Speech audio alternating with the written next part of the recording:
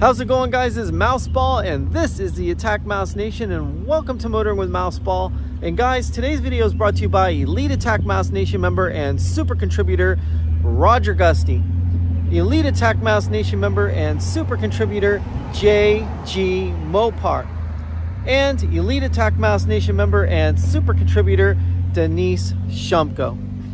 Now guys, Mouseball's here, Turbo Tom is here, and obviously with his new hood done. And the best part is that we're back at Fuel Fed Fort Lauderdale in 2023, and the weather seems to be pretty good.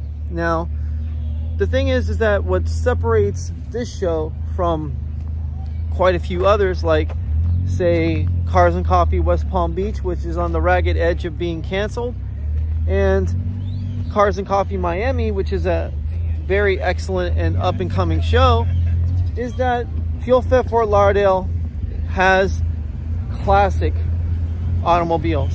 Now obviously our cars are here and they are fairly new, but right here, as you can see, and that gentleman I met in the last Fuel Fed Fort Lauderdale show, and he was an awesome person to talk to and had a hell of a car. But even though we have our usual suspects here at Fuel Fed Fort Lauderdale, the thing is that there are some different cars that actually show up. And it's not every day that you see a eclectic mix of amazing cars. Like for instance, this Lotus is a usual suspect, but this Ferrari right here, I haven't seen this car here at the show before. You know, so when you have a Ferrari 360 and then you have a Lotus Exige or Elise parked right next to it, that's a pretty damn good combination. Then you have this gorgeous Triumph or Austin Healey. It's a Triumph. I was right the first time. And then you have another Triumph right next to it. And I don't want to photobomb anybody's, you know, photography. So you got to be very careful walking around here, because you never know, you might actually be in the way of somebody. But right here, I mean, just check out this Miata. And obviously these cars, they are some of the most modified cars on the planet. They're some of the most raced cars on the planet. And this one in particular has a lot of work done to it. And I mean, you've got a full roll cage. I mean, a lot of work's gone into this vehicle, and I'm pretty sure it's raced an awful lot, because you don't put that kind of work into it without taking it to the track at least once. Okay. Bye. And then this right here, this Volkswagen, and I mean, the Beetle has always known for being customized in many different shapes and forms. This one's actually very incredible. The color is actually like Turbo Tom's birthday Cairo on his Fiat 500. And then of course the Peugeots, and then this one right here, which is a JDM favorite. This is a Corolla. Now this is a Corolla I wouldn't mind driving. I mean, this is actually very cool. I mean, just look at the interior on the inside of this car. This car actually is one hell of a time capsule, because when you think about the fact that what Corollas have become over time, you know, very big, slightly bloated cars that are very vanilla and very pedestrian. This one actually looks like a true sports car compared to what you see these days with Corollas. But to kind of point out that there are more than just the usual suspects here, the, you know, usual cars we've come accustomed to seeing at, you know, Fuel Fed Fort Lauderdale. There's quite a few new arrivals here today. Like for instance, this brand new Toyota Supra right here, fully open for everybody to see. And then this Mercedes, which this right here has got to be extremely interesting.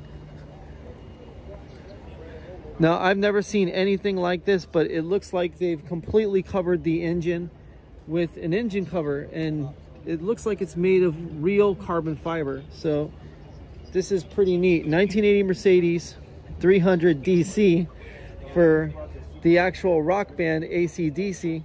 And Right here, it's built by David Rosentross in 2020 at Dave's Auto Wizard in Braddock, Pennsylvania. The motor is a Tesla S-Drive unit, large drive unit, excuse me, Chevy Volt dual packs. So this thing actually is an electric car. Go figure. So you have a Mercedes that's completely a wolf in sheep's clothing. I mean, it's an electric car. It's pretty crazy. This right here is absolutely stunning. I mean, right here you have a Volkswagen, I believe it's a Corrado. I might be wrong, it could be a Scirocco, but no, it's a Scirocco. Okay, so the thing is that when you have really neat cars like that Mercedes, which is an electric car, you have a cult classic like a Scirocco, and then right here you have a Mini, which looks like it's seen some track time. And I mean, just check out the seats in this thing. Sparco grid cues. I mean, that is cool. And look at what just pulled up. Now that looks like it's had some work done to it as well. Chrome bumper deletes. Very light.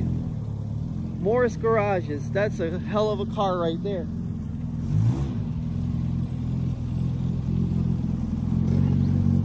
I mean, this thing has as much presence on a racetrack as it does at a car show. And I mean, I just love the color too. Very, very bright and unique color for a MG. You have a BMW 3 Series, a Z3, another 3 Series convertible. You've got your M3, and then you got the 3.0 CSI, which again, these are your usual suspects. You got your BMW 850, just gorgeous cars. But we're gonna go ahead and we're gonna take a look at the Ferrari 360, because this is a all-time favorite of Jess and I. And obviously you got a DeLorean here. I mean, you just got really, really amazing cars today at Fuel Fed. And even though the show is a little small today by most people's standards, because usually this place is packed to the nines with eclectic and, you know, extremely assorted cars, if you know what I mean. It's just got a little bit of everything for everybody. And right here you got an MGB. I mean, again, there's so many different styles, and you know, you have like a majority of them being German and British, you know, with a few Italian cars sprinkled in. And then obviously, you know, our modern iterations of, you know, the Fiat 500 and the Abarth with Mouseball and Turbo Tom's El Blanco Diablo. But right here, we're gonna just take a look at the Ferrari 360. Now, this isn't a challenge model, but it has challenge seats. And I love the fact that they're suede, a lot of carbon fiber work done in the inside, because usually the 360 Modena would have, you know, this stainless steel or aluminum. This one right here is just really well laid out. I mean, it's got the F1 paddle shift. And then right here, this gorgeous engine. You've got a 3.6 liter 5-valve V8. This engine sits very low in the car, and then you have a very tall intake. Now, the thing is that the intake tracks, they cross over, and this gives you kind of like a dual stage intake. So in other words, if you hit the throttle at a certain throttle position, well, the longer tubes, which produce better torque, you know, better acceleration, those open. And then you have the top end acceleration, which has more to do with the shorter velocity stacks, which actually offer more of the top end speed. Because again, you know, with old American muscle cars, you know, what you would do to increase the torque or the acceleration of one is you put an actual throttle spacer underneath the carburetor. Well, this whole thing works just the same way. And what's really amazing about the way Ferrari engineers their cars is you can see how beautiful the heat shields are done. All of the actual hoses and banjo fittings, all that stuff is high quality stuff. And I mean, the braces that hold the engine in, that it just looks amazing. I mean, the car is a little rough around the edges because it's an older car, but you can actually see where the exhaust is all routed, you know, where you would have your F1 pumps. And I mean, you could just look at this car for hours and find so many things that you could dissect about it. I mean, especially with the intake and the way the intake is done, and it's actually not completely throttle by wire, because even though the actual throttle bodies are throttle by wire, you can see right here in the center where there's a mechanical linkage that opens up the throttle butterflies. So that's pretty amazing. And then you got your coil on plug right there. And believe it or not, you can actually service the timing belts from behind the seats. So it's a removal of the seats, and then, oh my God, there's a Carrera GT here. Now, we got to see the SLR, but for the first time, we actually got a full-on Carrera GT. And this is the car that actually took Paul Walker's life, believe it or not.